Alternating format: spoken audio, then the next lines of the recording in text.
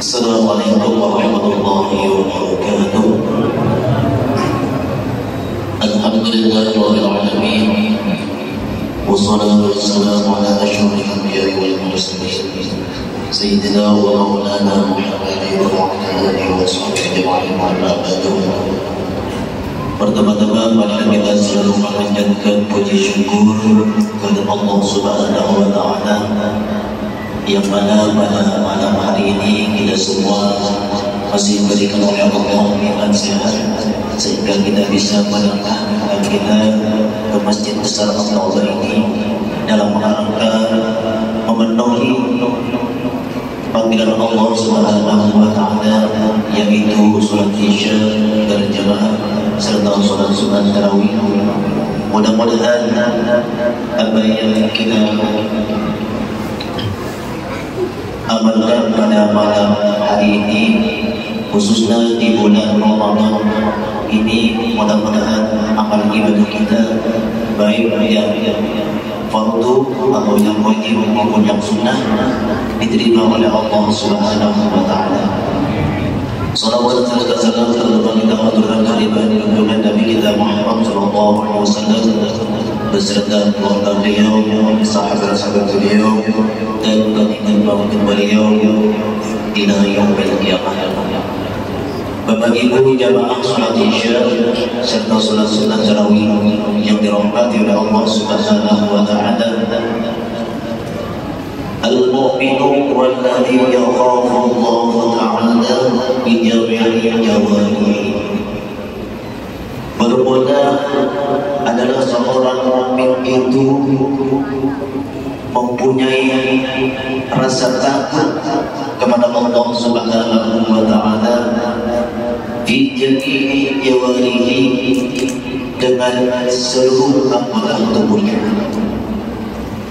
Kama qala al-faqih Abu Laith, sebagaimana perkataan seorang sangat alim yang bernama Imam Abu Laith.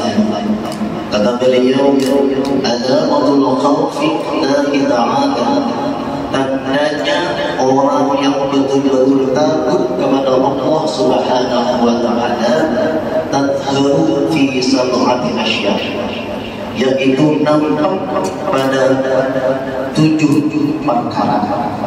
Jadi tanda orang yang betul-betul takut dalam hatinya kepada Allah Subhanahu wa taala itu, kata Imam Abu Laith, itu ada 7 perkara. Awaluha lisanuhu, yang pertama lisanuhu, lisannya orang-orang yang beriman, yang mukmin, yang takut kepada Allah Subhanahu wa taala.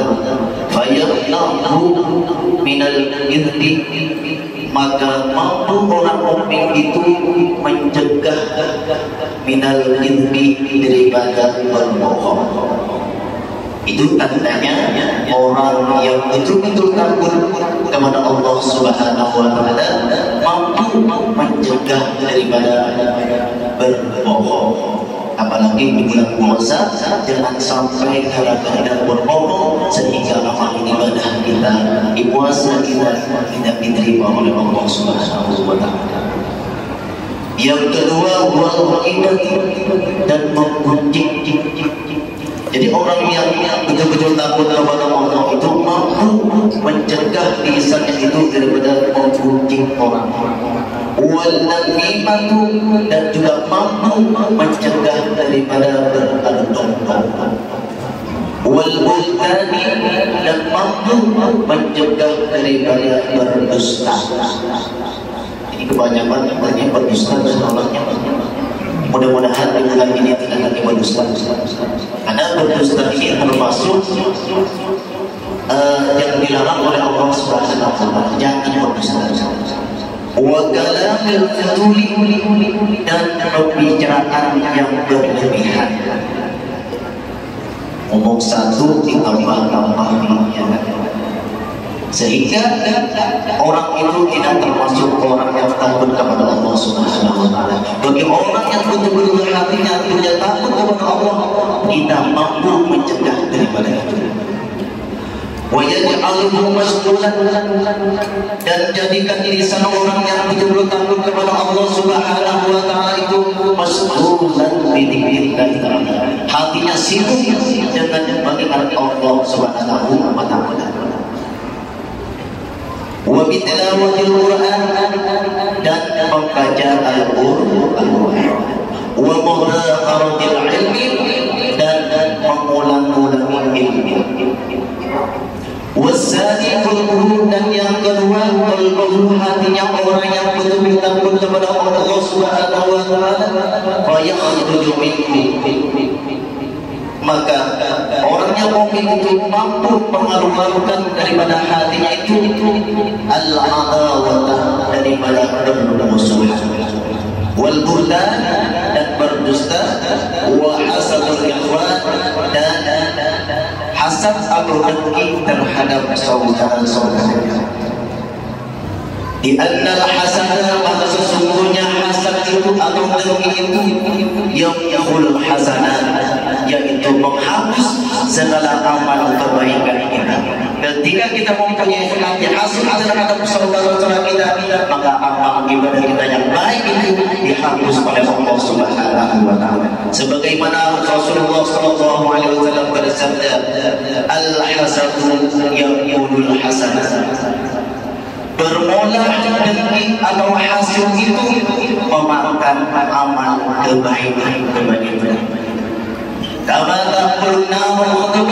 Sebagaimana api memakan kayu bakar, sebentar saja habis pahalanya. Kalau kita mempunyai sifat dengki terhadap saudara-saudara kita yang Islam, sembahyang yang bagus, setelah sembahyang yang amal kebaikan itu dihapus Allah.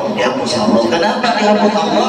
Karena di dalam hati kita mempunyai sifat dengki.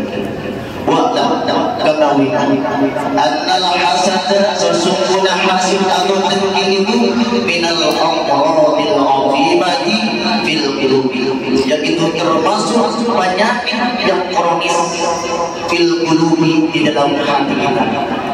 Penyakit yang kronis itu termasuk penyakit yang tidak ada obatnya. Kalau kata bahasa dokter itu susah diobati, hampir tidak ada obatnya. Penyakit kronis ini wala tudawa, dan penyakit hati itu bisa diobati illa bil ilmi, kecuali dengan ilmu wal amal, dan amal.